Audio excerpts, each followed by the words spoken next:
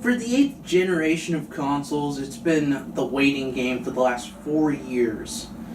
From the start, back all the way in 2013, the PS4, Xbox One, and Wii U have had trouble from the get-go.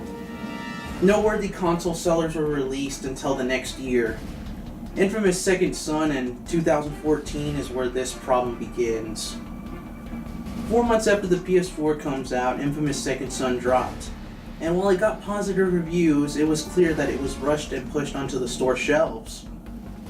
The open world was somewhat dead, lack of open world content, and if I remember right, they wrote the dialogue as they went, and a majority of the dialogue was improvised by the voice actors. For 2014, it was either full of remasters or anniversaries just because game companies felt like making more money. However, aside from Infamous Second Son and numerous remasters, there were 3 games with anticipation and promise: Watch Dogs, Titanfall, and Destiny. Watch Dogs. Who remembers how badly that ended? We were promised this.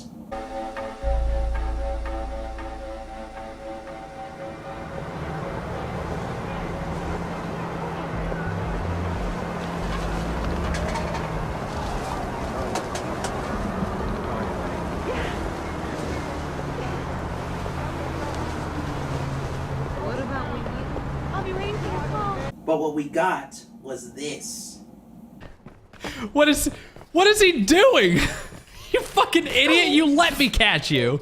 Many were left disappointed and others were pissed at Ubisoft and the false advertising. Titanfall didn't even have a story mode, it was just a multiplayer game. We all know how fast multiplayer games leave the spotlight if they're not MMOs or open world. Then there was Destiny. It was meant to be the next big thing. But just like Watch Dogs, it had a paper-thin story and massively underwhelmed gamers. 2014 in terms of games was pretty disappointing. The only games I enjoyed that year were Shadow of Mordor and South Park Stick of Truth. 2015 was slightly better in my opinion. Metal Gear Solid 5 Phantom Pain and Batman Arkham Knight were great, but not so great stories. Again, there was 3 anticipated and promising games slated for the year: Halo 5, Fallout 4, and Star Wars Battlefront. Halo 5 is just a continuation of a franchise that should have ended at Halo Reach. Did we honestly need more? Well, whatever the case is, Halo 5 is part of a franchise that may have overstayed its welcome. I may have not played Fallout 4 just because I don't have that much free time, at least not as much as I did in the past. Fallout 4 committed the cardinal sin of dumbing down the gameplay to newcomers and being unrecognizable to its fans. Star Wars Battlefront. Okay. There's a warning label on the game cover. It's EA. You can't trust EA. They're notorious for not giving game devs the time they need to make good, polished games. All they care about is... And yet people bought the game expecting something more, something satisfying and worth the $60 price. Come on, people. 2016 had another 3 promising and anticipated prospects that I will be highlighting: Quantum Break, No Man's Sky, and Tom Clancy's The Division. Quantum Break piqued my interest from the beginning. I mean, come on, you can't screw this up. It's a plot written by Sam Lake and Remedy Entertainment is developing it. Quantum Break is Remedy's first letdown. The 8th gen made even Remedy, a game studio that makes quality titles, turn out a title that didn't live up to its previous title standards. No Man's Sky is the stuff of legend. All the hype, the promises, and all the lies. It turns out it wasn't meant to be a title that broke ground, just another game that leaves unfulfilled promises. With The Division, it is much of the same. Great trailer, hype, stunning gameplay, showcases, and upon release, angry consumers, blah blah blah blah blah blah. Now we've arrived at 2017, the present year. Turns out, things are good now. It only took 4 years to get to this point. 2017 has turned out multiple good games. Persona 5, I heard, was a fantastic game. Yakuza 0, dope.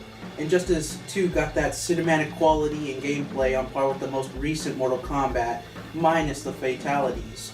Legend of Zelda Breath of the Wild is the Nintendo Switch's killer app. 2017 has not let down just yet, and my most anticipated game of the year, South Park Fractured Butthole, is finally coming out. Moving forward, this gen might just be saved. Maybe my problem isn't with how soon we're getting the next gen consoles, it's how crap this gen has been for the quality releases. As of right now, PS4, Xbox One, and Wii U is my smallest collection of any console generation.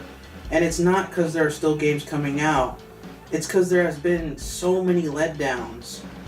If this gen had quality releases every year like the 7th gen, oh, we'd be talking about one of the best gaming generations out there. Sure, the 7th gen had disappointments, but when you have more good games than bad, you're not going to remember the bad, because in the long run, because overall, it was mostly good. 2017 has been a great year for games, no doubt. This generation could also use companies like Rockstar North, Rockstar San Diego, Naughty Dog, Rocksteady, Remedy, Insomniac, and many others having barely a presence. We need more game announcements, more showcases from these game developers. Where are you? Give us something. At least let us know what you're working on. All I gotta say is, if the next 2 years are like this one, this gen may be salvaged. Please don't suck. Please don't suck. Please don't suck.